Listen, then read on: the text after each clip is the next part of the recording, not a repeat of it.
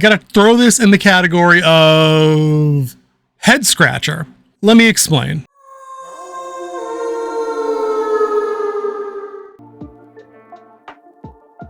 What's going on, guys? Welcome back to Winter Wolf's Den. We've taken a little bit of a break as King Z has been on the road, but as you might have heard in the intro a second ago, I checked out Barbie over the weekend. I brought my stepdaughter. She's 14. Figured I needed a second opinion. I didn't want to end up on any watch list by showing up there solo, so I had to bring a captive audience to come check that out. She provided a little bit of a sounding board to bounce things off of from the young woman's perspective, which I thought was really helpful in checking it out. But yeah, dude, let me get into Barbie real quick, because I don't want to beat this one too long, because I think there's a big rabbit hole to get down in this movie. It's definitely not what I expected, and it is a bit of a head scratcher.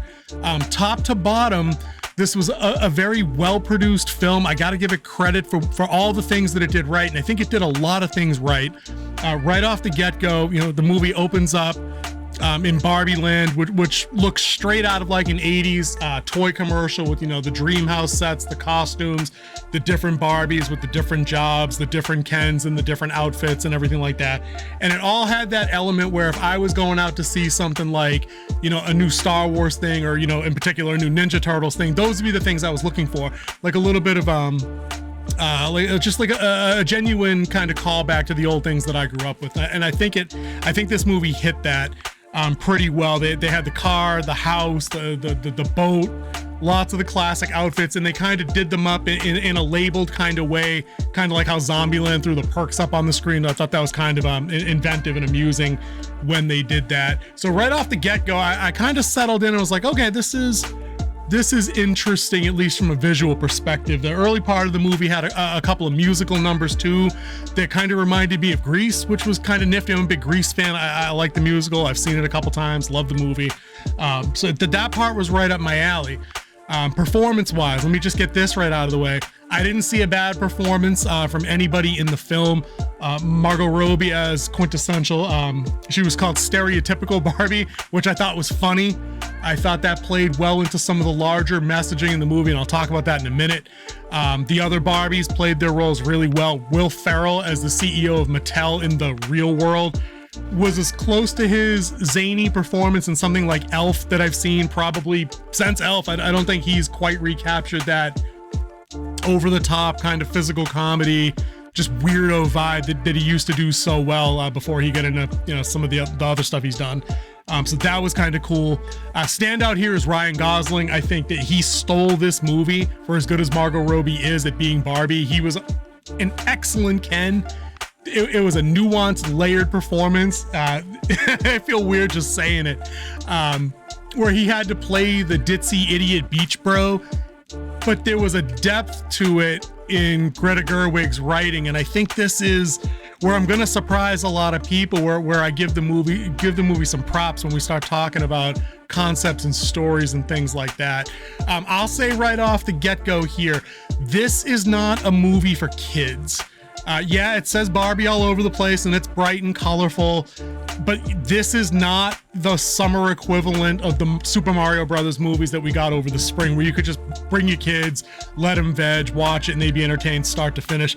I don't see how this movie would be entertaining to anybody under the age of 12 after about the first 20 minutes or so when they leave Barbie Land and get into the real world, because then they're there for about an hour and 10 minutes before they go back to Barbie Land for the film's final act. I don't see how any kid would find it amusing. It's very much a Barbie in the real world situation, trying to figure things out.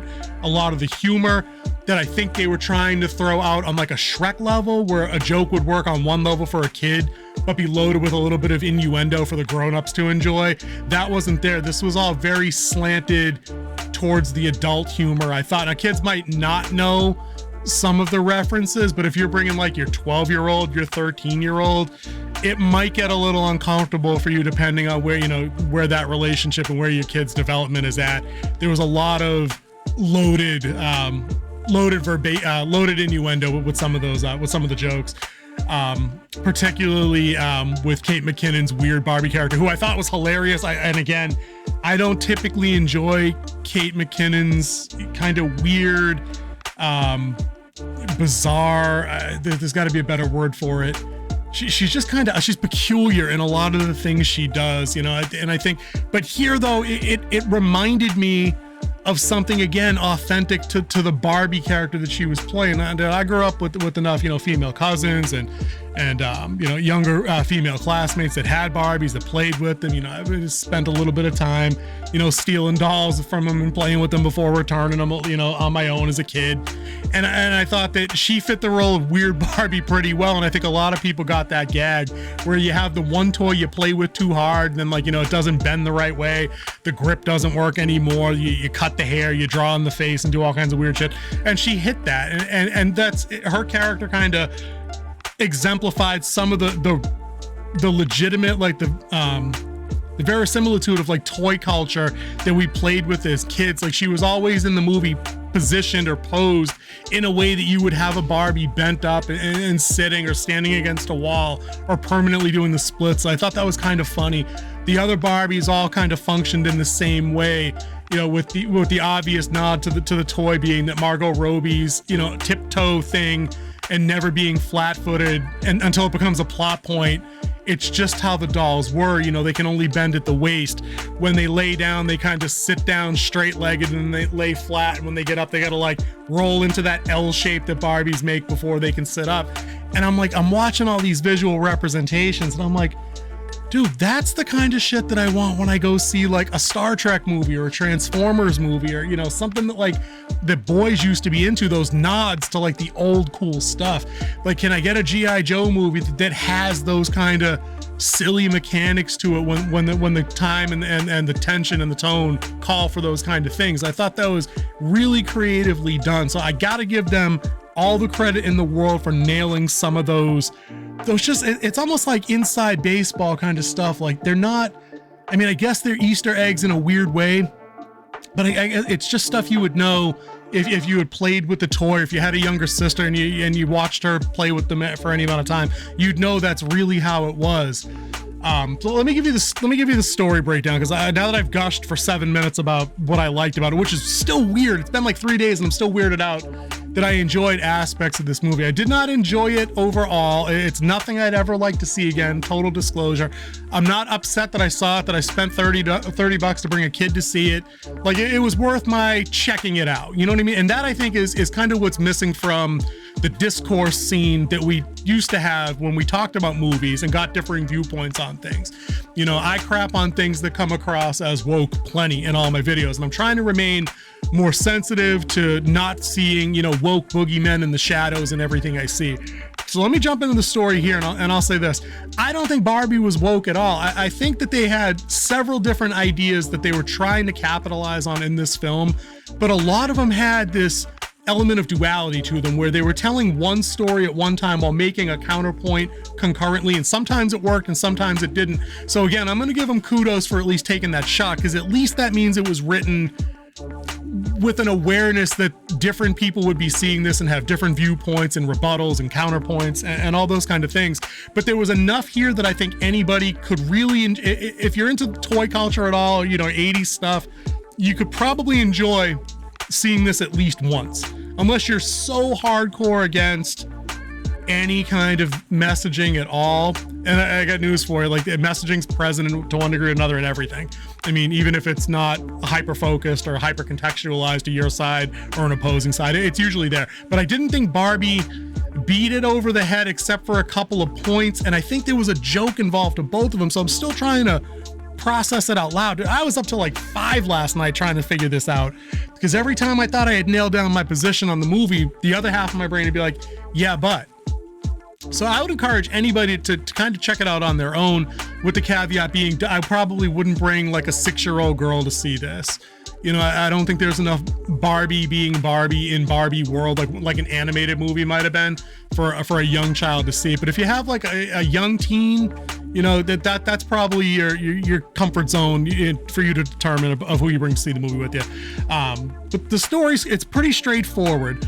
It's Barbie wakes up in Barbie land doing Barbie stuff, and everything's perfect, and every night's girls' night out, and everything works well, and, you know, all the Barbies are in charge. They have all the positions of power. They're the doctors, the Supreme Court justices. They got it all. And the Kens, they're happy being beach bros, and they challenge each other to beach offs, which was the first innuendo joke when guys are threatening to beach each other off, which was, I had to look over at the younger folks in the audience and do like one of those and say, like, did you guys catch that? And that was really early on in the movie, and that's when I realized that it might not be exactly the summer movie for kids that I think people might have thought it was. So Barbie wakes up, she's doing her thing, everything's great. She has an exchange with Ken that really puts him on display as kind of like a second-class citizen in Barbie Land, and that plays into the larger plot. She goes back to sleep, and when she wakes up the next day in Barbie Land, everything's not perfect anymore for some reason. Her perfect getting out of bed scene isn't there. Instead of gliding down from the dream house and into the convertible, she falls or she drops and has to like pop up and be like, I'm okay. And she's spilling things just aren't working out. So you realize something's wrong fairly early on.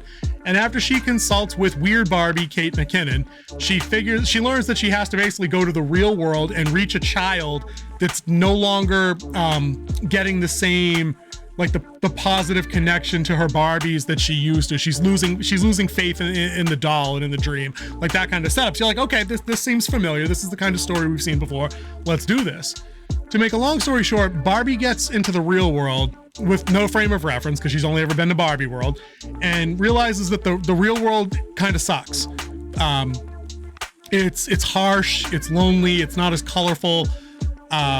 People stare at her because it's Margot Robbie and she's a smoke show, and God bless her and all that good stuff. And Ryan Gosling's equally as hot in the movie and getting stared at by guys, girls, and everything else. But that's where they draw their first point of difference between the real world and Barbie world, is that while Ryan Gosling's kind of soaking in all the attention when he's rollerblading with like his 42-pack abs out, he doesn't detect like the leering, staring vibe that she does. And she's like, yeah, no, I don't know. I'm getting this underlying sense of like subliminal violence. And he's like, I'm not getting any of that. And I'm like, okay, I could see where that might be the case if, you women in public and being leered at by stereotypically construction workers. But so that's where Barbie starts to learn that things aren't the same as she's accustomed to, and no one's taking her seriously based on how she looks, and she can't just, get her way by showing up and everything just works out. But the crisis point comes where she figures out where the kid is that she needs to meet. Spoilers, guys, sorry.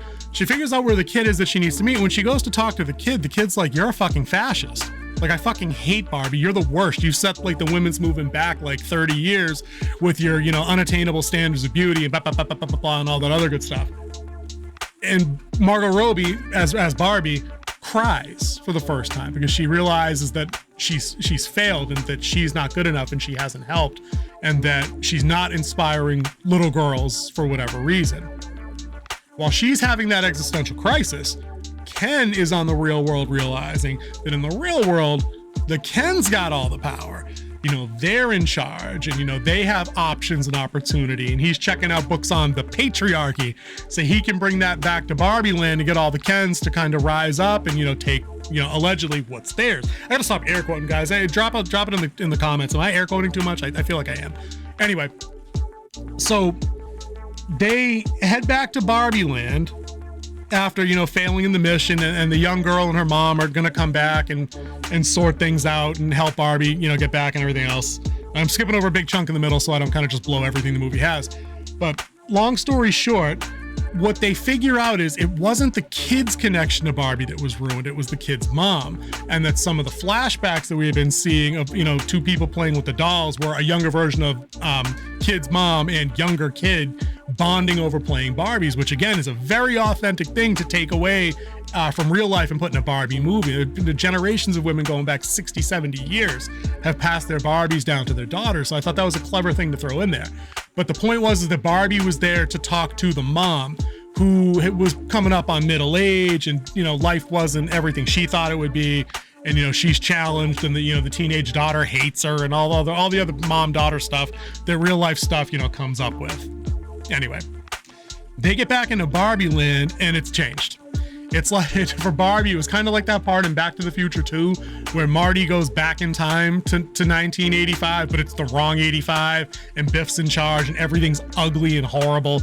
In this, when she gets back to Barbie Land, Ken's taken over, and the Kens have redone all the Barbie dream houses into like dens of bromance and all kinds of crazy shit. And the Kens have somehow convinced all of the Barbies, all the Supreme Court Justice Barbies and Dr. Barbies and Pilot Barbies, that they're all better off just, serving beer and pancakes and chicken wings and being eye candy. How they did this, I don't know. And I'm going to get into that as I get into the last section of the review. But then Barbie has to kind of sort out a way with Weird Barbie's help. They're going to come up with a plan to kind of get all the Kens back in their place. And they do, and they resolve things, and it ends on kind of a down note for the Kens, and I'm going to talk about that in a minute when I try and figure out some of the movie. But they get what they want done, and everybody lives happily ever after, except the Kens. The movie is strange at this point because on the one hand, they want you to feel bad for Barbie because she's lost everything in Kenland, in the newly made up Kenland, right? And she wants to put things back to normal. But at the same time, we've seen several instances where Barbie is absolutely terrible to Ken in Barbie Land. Completely shuts down any of his, asks for her attention, regardless of how sincere and genuine they were. She's just kind of a bitch. Oh, I'm sorry, not sorry. She really is just rude in situations that didn't call for it to be rude. And now that the Kens have figured out via patriarchy, which is hilarious, that they can be in charge, they actually have a really poignant scene where Ken asks her to leave the Ken house, much in the same way she asked him to leave earlier in the movie. And she gets this shocked look, and Ryan Gosling nails it. All the ditzy Beach Boys stuff fades away, and he's like, it hurts, doesn't it? And he just stabs straight through her and shuts her out. And I'm like, okay, that's turnabout getting fair play. You got. And a lot of this movie is this back and forth, this juggle. And this is why I think it was intentional, because it couldn't have been accidental to reflect both of these points in a balanced way. And it was, except for one really strange, no, it wasn't strange. It was just kind of the girl power scene you expect, right? Besides that one scene, there's this back and forth where Barbie learns that she was kind of a biatch to Ken the whole time.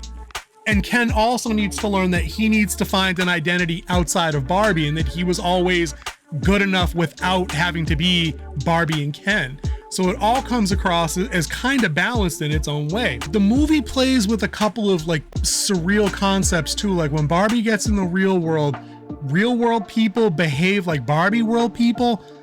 Everybody at Mattel in Will Ferrell's camp that are trying to get Barbie to get her back in the box, which is their way of getting her back to Barbie Land, I guess, or forcing a reset and putting things back to normal. That was kind of weird because they behave like Barbie characters in the real world. So it makes you kind of think that the whole movie is supposed to be viewed through the lens of the eyes of a child playing with the toys.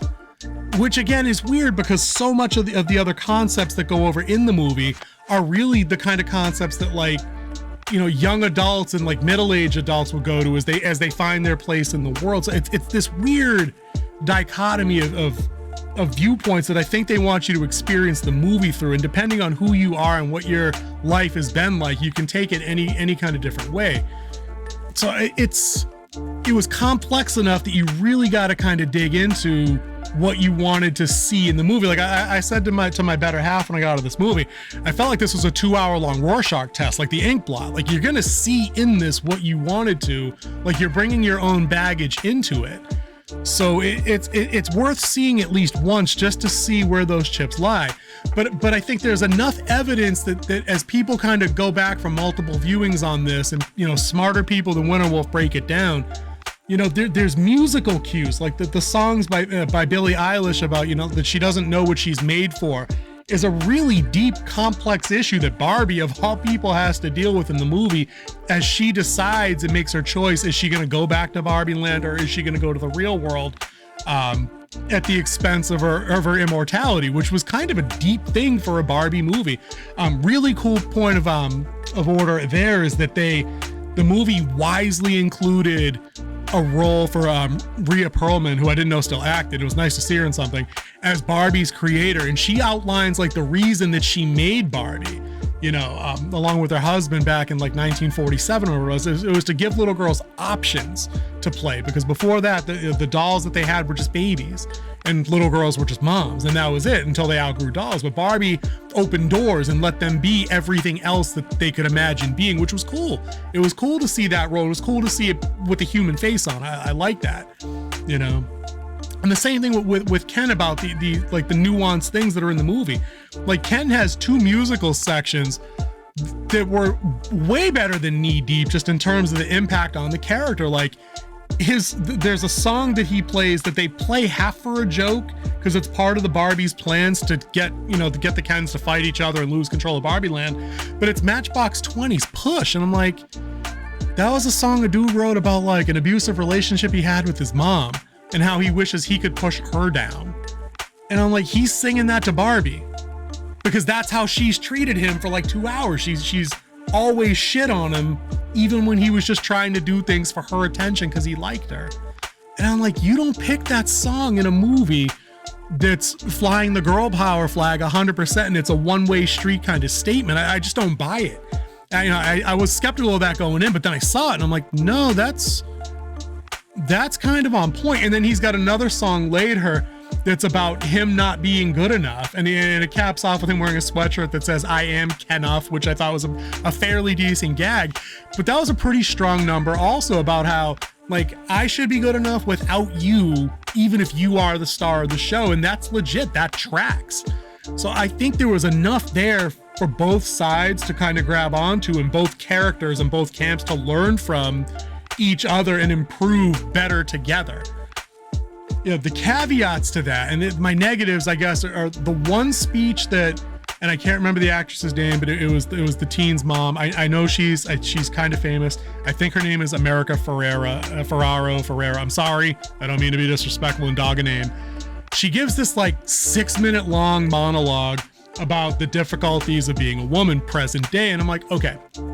It was a laundry list of things. The delivery was good, and some of them were probably on point, especially as it came to trepidations women have in relationships about not one-upping guys out of fear of reprisal. I can understand that, guys. And Winter Wolf's Den as a policy has a zero tolerance policy for domestic violence and any kind of abuse, emotional, physical, or otherwise. Like, that's trash, guys. If you're out there strong-arming your women, you're a piece of shit. Sorry, not sorry, unsub, I don't care.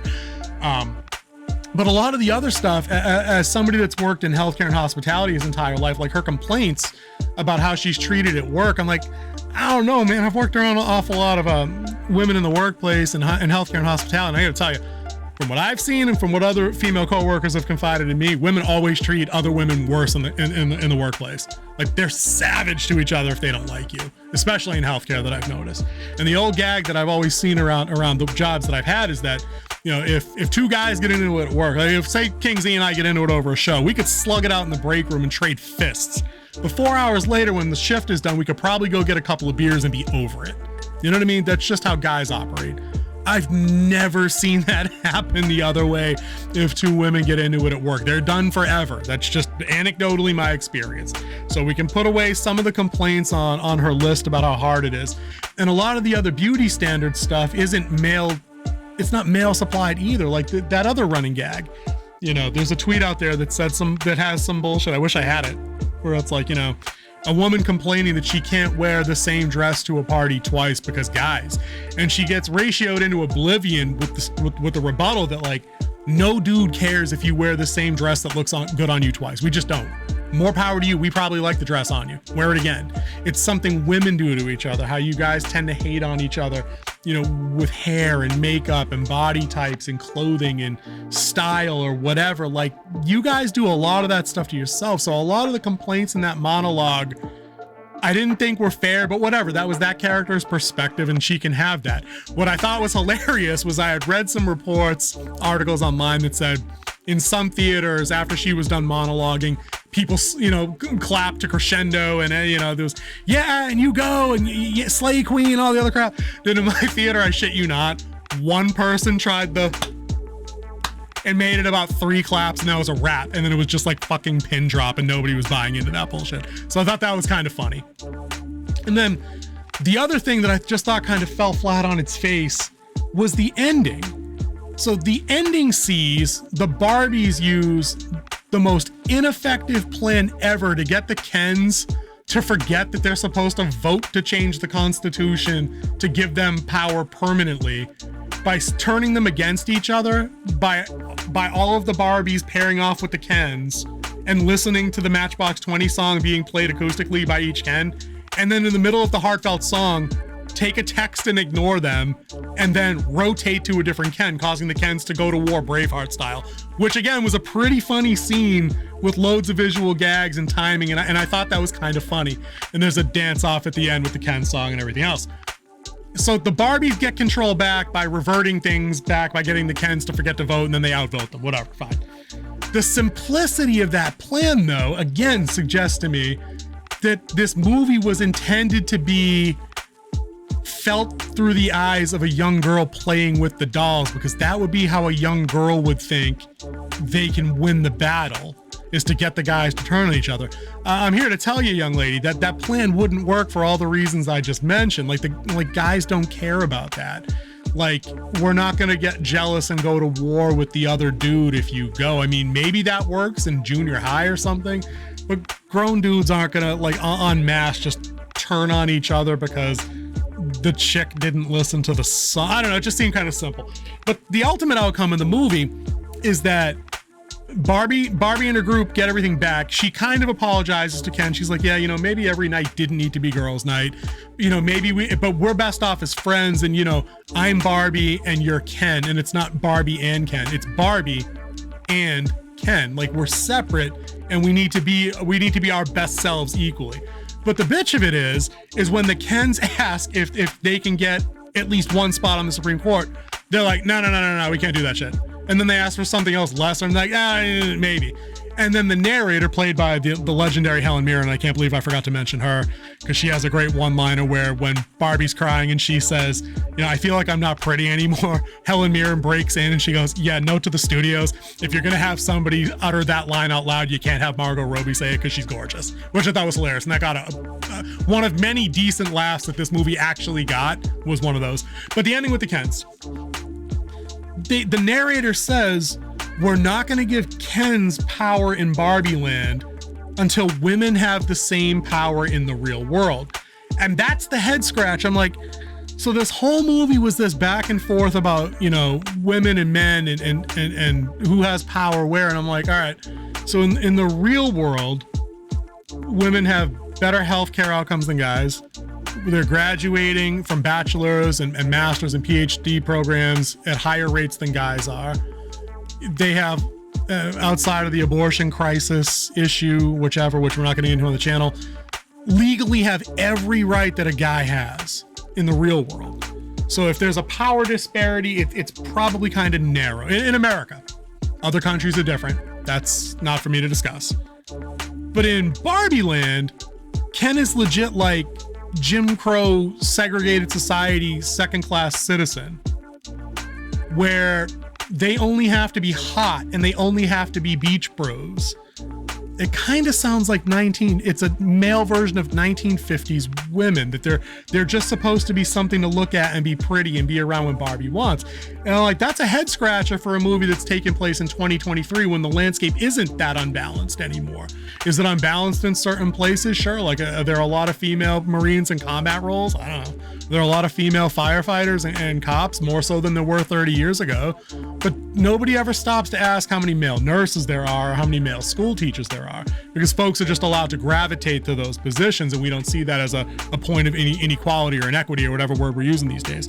So I wasn't big up on that ending. I wasn't a fan of them saying Ken still gets to be second-class citizen until the real world gets its shit together, even though the real world is demonstrably, objectively more balanced in terms of power dynamics than Barbie Land is. So I thought that was a little disingenuous there.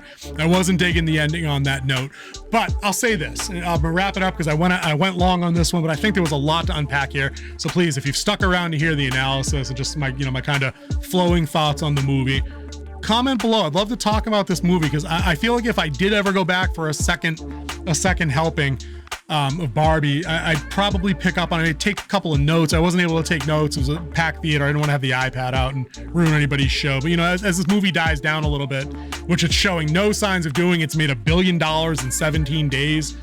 I mean, the word of mouth is overwhelmingly positive through its targeted demographic. I think groups of women that are over 18, you know, probably somewhere in their 30s are the strongest demographic showing out for this movie, which is fantastic.